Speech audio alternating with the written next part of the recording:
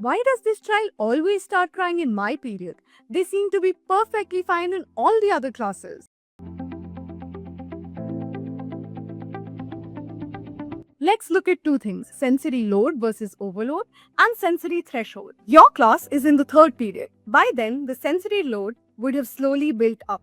The constant noise of the fan, lights being too dim or too harsh, too much noise outside in the corridor, and so on. Your child's seat could be right under a noisy fan, or too close or far away from the source of light. They could be sitting near a door or window where there is noise of other students or the traffic. Each input may be individually manageable, but together they create a sensory load that may become difficult to manage. Think of this like a glass of water. Every period, the instructions, the sensory demand slowly and steadily add to the load. By the time it's the third period, it's already coming close to the threshold. One more instruction and it slowly tips over.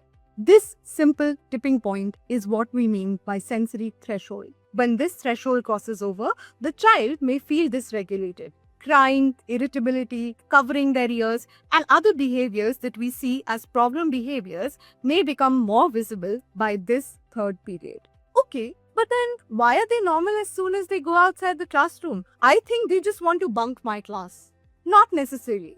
Once they leave from the classroom, the sensory load drops again. When load decreases, they move below the threshold gradually and regulation becomes easier.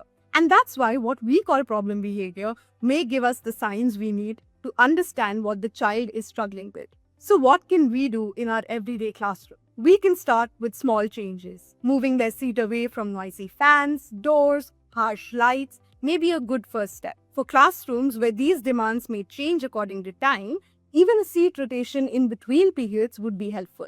Build in movement breaks for the child to stretch and move around between these periods. And you can also offer a quiet spot or corner in the school where the child may go when they feel dysregulated. Our role is not to simply stop the behavior, but to ask what the behavior is telling us.